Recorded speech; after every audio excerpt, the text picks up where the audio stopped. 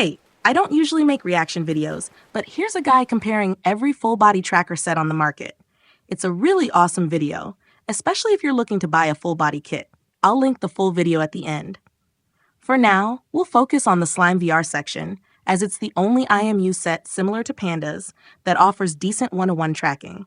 This is one of the reasons we're making Panda trackers, to address some of the annoyances people have with SlimeVR. Alright, so time for Slime. I think everyone's heard of them or at least seen them when looking for full body tracking stuff, and I think they had by far the best IMU tracking quality, but with a catch. Remember I said the Herator X is really consumer friendly? These, not as much. I think these are more suited for people who love to tinker around and just really dial stuff in, you know? I think they have the best looking interface and software, but there's so many options I get stun locked. But at least the basic setup was easy to follow for the most part. The program installed fine. There is a walkthrough on how to place your trackers. You need Wi-Fi, so keep that on mind. Then you do a slightly more involved calibration process. It'll ask you if everything looks right, as if you have any idea how long your neck is, and you should be good to go. I 100% agree. You've seen my videos where SlimeVR tracking works really well, but it took me a few days of tweaking settings to get the tracking right. The SlimeVR software has a lot of settings to adjust. The good news is that I've made guides and videos, and others have too. So now there are plenty of step-by-step guides to help you get everything set up much faster. So I hopped in the Discord, I found some YouTube videos and tutorials and stuff, followed those along and kind of helped the problem. So I'm glad that there's like a lot of community-made resources out there to help out with everything, you know? So visually I dig them in like a funky way. I get kind of a nostalgic feeling from the see-through plastic. The build seems fine. The node is quite a bit chunky, you know? And I really don't like having to use these stickers I was talking about. Like, I wish there was just stuff on there already. Like, it makes sense because you can move them around wherever you want, but I just like the convenience of just having it, you know, just be there, you know? I don't like having the stickers. Yes, SlimeVR trackers are chunky and not well designed for comfort. Plus, they come with cheap straps. People often have to repurpose various GoPro harnesses just to make slimes usable. That's why I designed Panda trackers to be smaller, lighter, and, most importantly, with straps that hold the trackers at the center of mass.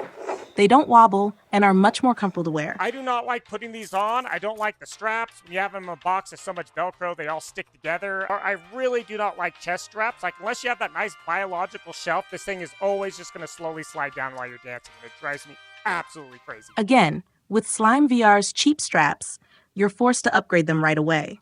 With Panda trackers, our quick straps adjust to your size once, and then they just clip on and off. So easy and convenient. He's raving about the identical... Do you know how nice this clasp is? You know what this means? Okay, so for someone like me who could barely be bothered to put on their 3 Tundra trackers to get in full body, it's like suiting up for slime is a chore. This speeds things up so fast, it actually doesn't make it feel like a chore to get in here. So, like, I think they need to learn, like, all you other trackers, like, just learn from this. It's like...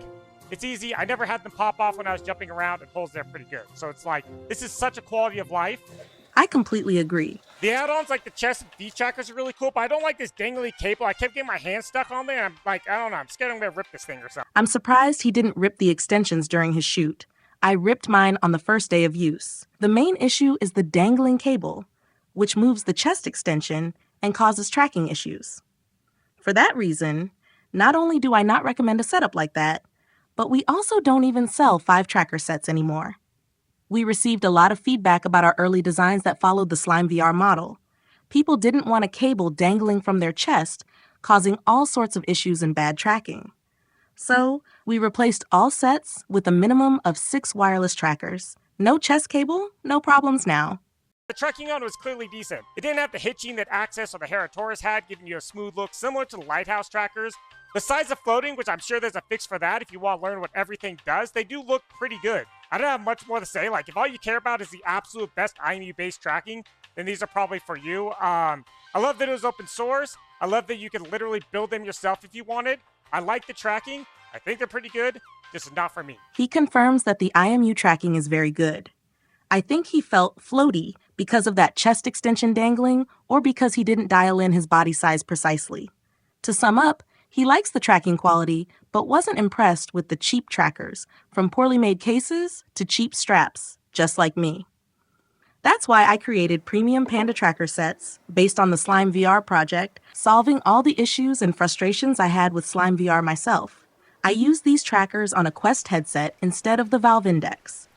I couldn't even use Vibes if I wanted to, due to the extra trouble of calibrating them to work on Quest, so Pandas are literally my only option for good tracking on the Quest. He didn't mention drifting, which is a big problem with slimes. SlimeVR trackers do track well, but they need to be reset constantly to fix drift, like after each song when dancing, or after less than 10 minutes of playing Blade and Sorcery. That drove me crazy. So I've put the newest top-quality IMU sensor inside Panda trackers, called the LSM6DSV. Now, they only need to be reset once per hour, and I can dance for 10 songs before needing a reset. Dust these off and try out literally all of them.